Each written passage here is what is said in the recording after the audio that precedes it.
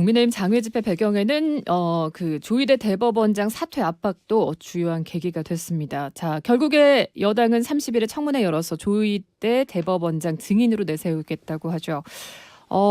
지난 이재명 대통령 대법 파기 환송심 그리고 직위원 재판부의 윤석열 전 대통령 구속 취소 이런 사건의 경위를 묻겠다고 하는데 이거는 어떻게 보세요, 두 분?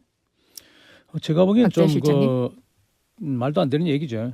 아마 민주당으로서는 좀 정치적인 패착이 될 가능성이 많습니다.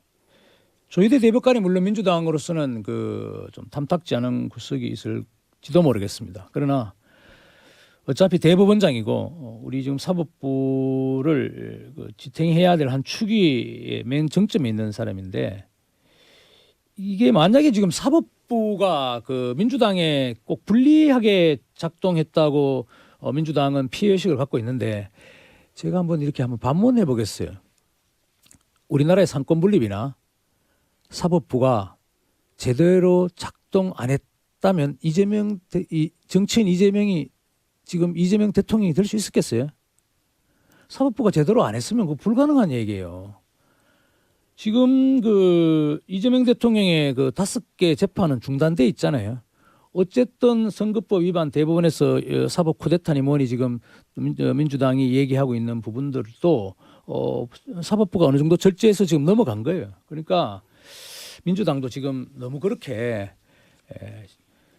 법원에 대해서 좀 적개적인 시각을 보이는 것은 굉장히 다른 국가 체제와 관계된 문제까지도 이 좌파 정권이 건드릴 수 있다 하는 우려를 좀 더 확산시키지 않을까 그런 좀 걱정이 됩니다. 저는 이게 정치적으로 보면 민주당이 이 조희대 대법원장에 대해서 특히 내란 재판과 관련해서 이 우려는 국민들 이 광범위하게 좀 있는 것은 사실입니다. 그런데 이렇게 대법원장을 청문회로 불러서 출석하지 않으면 또다시 이에 대해서도 이 문제를 제기하겠다라고 나서게 되면 떠올려 보면 좋을 것 같아요. 윤석열 전 대통령이 이 정계에 혜성같이 등장하게 된 배경이 검찰총장 시절이지 않았습니까? 근데 우리가 역대 검찰총장 이름을 잘 알고 있나요? 이 당시에 민주당에서 윤석열 전 검찰총장을 이 정계에 좀 대비시켜줬던 이 과정을 또 반복할 것인가? 이 부분에 대해서는 민주당 내에도 좀 전략이 필요하고 이 품위와 절제가 좀 필요하지 않을까? 이 내란 재판과 관련해서는 네. 콕 집어서 이 부분만 집어서 좀 문제 제기하고 대응하는 게 좀 필요해 보입니다. 자, 민주당은 야당 시절에 대법원장 전원 합의체로 대법원에서 파기환송심한 것 그 부분 그 전에 대선 개입 4.2방 회동이 있었다라는 거죠. 조희대, 한덕수, 정상명, 김충식 대선 개입했다 이런 입장인 겁니다. 청문회에서 확인해보자 이런 건데 어쨌든 이 회동 사실 여부에도 공방이 있습니다만 이런 일이 있었다면 당연히 또 들여다봐야 되는 것이고 또 대법원의 해명이 필요한 것 아니겠습니까? 이건 어떻게 좀 확인하고 진행해야 된다고 보세요? 아니 그게 지금 좀 답답한 구석이 있는 게요. 지금 4인 회동, 2인 회동 조희대 내가 지금 업무를 했지 않나 이거잖아요. 민주당의 이야기가. 구체성이 없으니 저도 방송에서 얘기를 할 수 없을 것 같아요. 그건 막 떠드는 사람들이 있는데 예. 서경교 의원이든 국회 면책특권을 여기서 막 떠들어요. 누가 이야기했다 하더라 맞느냐. 또 박지원 의원은 국회의원은 누가 의혹을 제기하면 대답해 줄 의무가 있다 이렇게 이야기를 해요. 다 맞는 말인 것 같은데 아니 근데 도대체 제가 이게 얘기 좀 답답한 게 집에 도둑이 들어왔는데 우리 집 물건이 없어졌어요. 예. 근데 지금 밖에 나와서 아파트 주민들한테 각자 다 무슨 방송을 해서 우리 집에 시계가 없어졌는데 지금 당신 집에 시계가 없다든가 너가 도둑질을 안 했다는 것을 이웃 너희들이 증명하라 이거예요 지금. 그럼 나는 우리나라가 지금 이상하게 지금 흐른다. 그걸 4명이 만났다는 사람이 요즘 스마트폰 좋은데 무슨 사진이 있다든가 녹취가 있다든가 녹취도 지금 AI인지 아닌지 모른다는 거잖아요. 들었다 하는 그런 얘기인데. 그리고 그 상대는 또 이게 어떤 특정 사람 우리 일반 무슨 보도를 잘못한 기자라든가 이런 게 아니에요. 우리나라 사법 권력의 최추장인 대법원장이에요. 그래서 저는 이것이 좀 먼저 민주당에서 사실관계부터 좀 확인하고 청문회를 하든지 무슨 다른 야 당신이 마음에 안 든다 우리 정치적으로 네가 없으면 우리가 이 권력이 정말 제대로 유지되겠다 좀 나가줬으면 좋겠다고 솔직히 얘기하든지 그런 순서가 좀 필요하지 않나 싶어요. 네. 이게 아마 이제 청취자분들께서도 이 갑자기 이슈가 튀어나오니까 최근 의혹이 불거졌구나 생각하시겠지만 이게 처음에 의혹이 제기됐던 게 지난 5월이었습니다. 네. 이 국회에서 이 부분에 대해서 이슈가 한번 서영교 의원에 의해서 다뤄진 적이 있었는데 수면 아래로 가라앉았었거든요.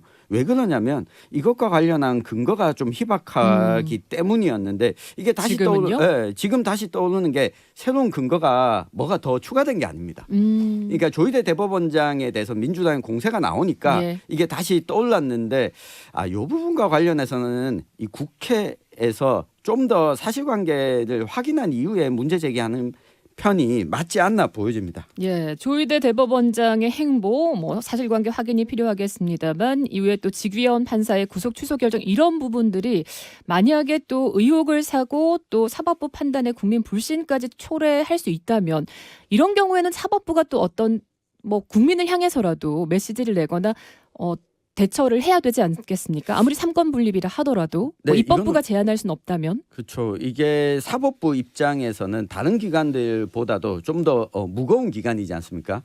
그러니까 법관들은 판결로 이야기한다. 이런 보수적인 원칙들을 굉장히 좀 중요하게 생각합니다. 다만 이 윤석열 전 대통령이 내란을 일으키고도 구속됐다가 다시 풀려나온 이 사태에 대해서는 이 국민들 입장에서도 아니 저 정도의 큰 일을 했는데도 불구하고 구속됐다가 다시 풀려날 수 있단 말이야. 이 부분에 관련해서 의구심이 굉장히 많지 않습니까? 그렇다면 사법부가 뭐 공개적인 기자회견을 연다든가 그러진 않더라도 좀 국민들이 납득할 만한 설명은 좀 필요하다. 조희대 대법원장이 직접 뭐 설명하는 것이 정 그렇다면 이 법관 대표자회의를 통해서라도 입장은 좀 나오는 편이 이 달라진 시대를 좀 반영하는 게 아닐까 생각합니다. 박재일 실장님, 예. 이제 제가 보기에는 사법부를 중심축으로 놓고 우리 지금 대한민국 정치를 생각한다면 두 가지의 큰 빅 이슈가 있는 거죠. 이게 이제 하나는 내란이에요. 내란. 지금의 여당 집권 세력은 그 윤석열 대통령의 12상 비상계엄을 이미 내란으로 규정하고 내란 프레임을 작동시키고 내란 잔당 소탕까지 얘기를 하고 있는 거예요. 저 12.3 계엄에 윤석열 대통령이 제가 보기엔 처음부터 얘기했지만 그 연루된 사람들 굉장히 법 이상의 가혹한 처벌을 받을 수밖에 없다고 얘기했잖아요. 그런데 법적으로 지금 이게 내란 여부가 100% 성립할 수 있느냐는 굉장히 의심스러운 대목이 많아요. 현직 대통령이 자기가 권력을 잡고 있는데 뭐 국방장관을 동원해서 내란을 일으킨다. 이게 논리가 좀 안 맞는 부분이 있죠. 자, 그 부분에 대한 판단은 일단 뭐 수사가 진행 그러니까 중이니까. 그게 지금 네. 지금 재판에 넘겨져 있으니까 예, 지켜보도록 직위원 재판부 하고. 하니까. 근데 그게 하나가 있고요. 두 번째 또 하나는 큰 이슈는 지금 현직 대통령은 소추되지 않는다는 규정에 의해서 이재명 재판에 5개 재판이 지금 서스펜디드 중지돼 있어요. 연기돼 있단 말이에요. 네. 그러니까 이 두 가지 큰 사안을 놓고 민주당의 기대나 해석이 굉장히 다른 것이죠.